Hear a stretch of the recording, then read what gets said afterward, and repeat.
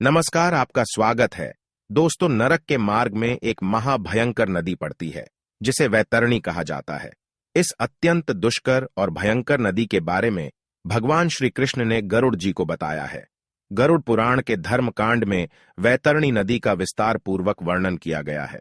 किस प्रकार के पाप करने पर प्राणी को इस नदी से गुजरना पड़ता है तथा इस नदी का विस्तार और आकार कितना है, इस नदी को पार करने में कितना समय लगता है आदि के बारे में भगवान श्री कृष्ण ने गरुड़ जी को बताया है। इसके साथ ही गरुड़ पुराण में अन्य एक नदी का वर्णन मिलता है जिसे पुष्पभद्रा कहा जाता है। यह नदी अत्यंत पवित्र, सुंदर और सुख प्रदान करने वाली है। इस नदी में गिरने वाले प्राणियों को कौन से सुख की प्राप्ति होती है, इसके विषय में भी भगवान श्री कृष्ण ने गरुड़ जी को बताया है। आइए जान लेते हैं नरक की वैतरणी और पुष्पभद्रा नदियों के विषय में। दोस्तों, अगर आप हमारे इस चैनल पर नए हैं तो इसे सब्सक्राइब जरूर करें। इस चैनल पर आपको पुराणों में वर्णित सभी महत्वपूर्ण जानकारी प्राप्त होगी। सबसे पहले जानते हैं भगवान श्री कृष्ण ने वैतरणी नदी का वर्णन किस प्रकार से किया है। एक बार गरुड़ जी भगवान श्री कृष्ण से कहते हैं, हे महाप्रभो, अब आप परम कृपा करके वैतरणी नदी के प्रमाण का वर्णन करें तथा इस नदी को पार करने के लिए प्राणी को कौन से उपाय करने चाहिए। भगवान श्री कृष्ण कहते हैं, हे तार्क्ष्य, यमलोक के मार्ग में जो वैतरणी नाम की नदी है वह अगाध, दुस्तर और देखने मात्र से पापी आत्माओं को महाभयभीत करने वाली है। इस नदी में पीप और रक्त रूपी जल बहता रहता है। मांस के कीचड़ से व्याप्त ये नदी दुर्गंध से भरी हुई है। इसे पार करना बहुत कठिन है। जो प्राणी मृत्यु के बाद इस नदी के तट पर जाता है, उन पापियों को देखकर नदी भयंकर रूप धारण करती है। उसके विकराल और भयंकर रूप को देखकर प्राणी भय से कांपने लगता है और यम के दूत उसे धक्के देकर नदी के अंदर गिरा देते हैं।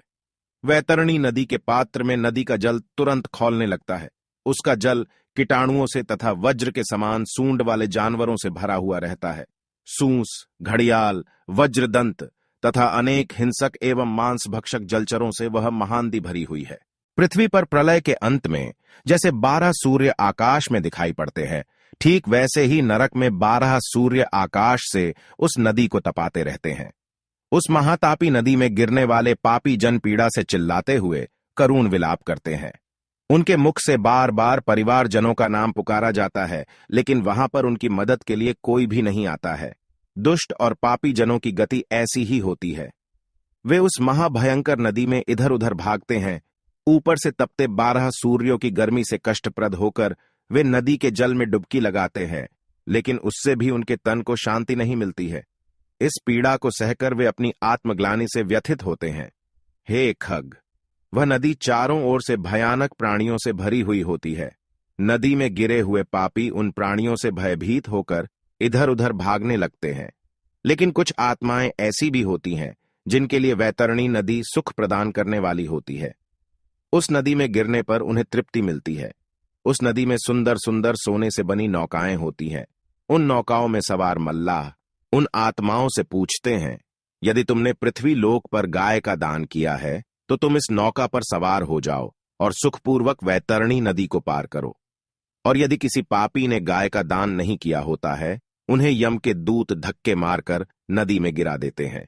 नदी में स्थित नुकीली चोंच वाले कौआ, बगुला, उलूक नामक पक्षी उस पर प्रहार करते हैं।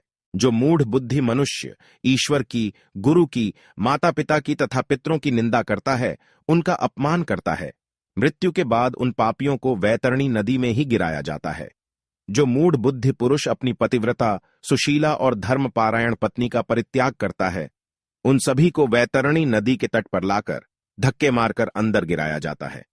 जो व्यक्ति उसकी शरण में आए हुए मित्र, साधु, सन्यासी, स्त्री, बालक तथा वृद्धों का वध करता है, उस पापी को भी वैतरणी नदी में ही गिराया जाता है। नदी के बीच में जाकर वे करुण विलाप करते हुए अत्यंत कष्ट भोगते हैं। जो पापी शांत और कमजोर लोगों को अकारण ही दुख देता है, उनके ऊपर अत्याचार करता है, वह भी इस नदी में गिरता है और कृमि उसका भक्षण करते हैं। जो पूज्य जनों तथा गुरुजनों को वचन देकर उसका पालन नहीं करता और मैंने ऐसा वचन नहीं दिया कहकर अपमान करता है, उसका वास भी वैतरणी नदी में होता है।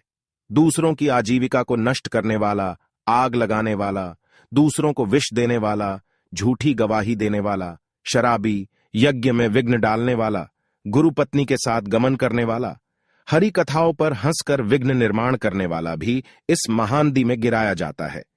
जो व्यक्ति दूसरों को वस्तु भेंट करके फिर से उसे चुरा लेता है, जो सेतु को अर्थात पुल को गिरा देता है, दूसरे की पत्नी के साथ भोग विलास करता है, प्यासी गायों की बावली को तोड़ता है, छोटी कन्या के साथ व्यभिचार करता है, वह भी इस नदी में गिराया जाता है।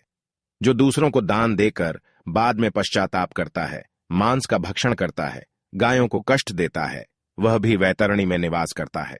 अहंकारी, पापी तथा अपनी झूठी प्रशंसा करने वाला, कृतघ्न, गर्भपात करने वाला वैतरणी में निवास करता है। फिर 18वें दिन वह आत्माएं यमराज के उस नगर में पहुंच जाती है जहां पुष्प भद्रा नामक नदी प्रवाहित होती है।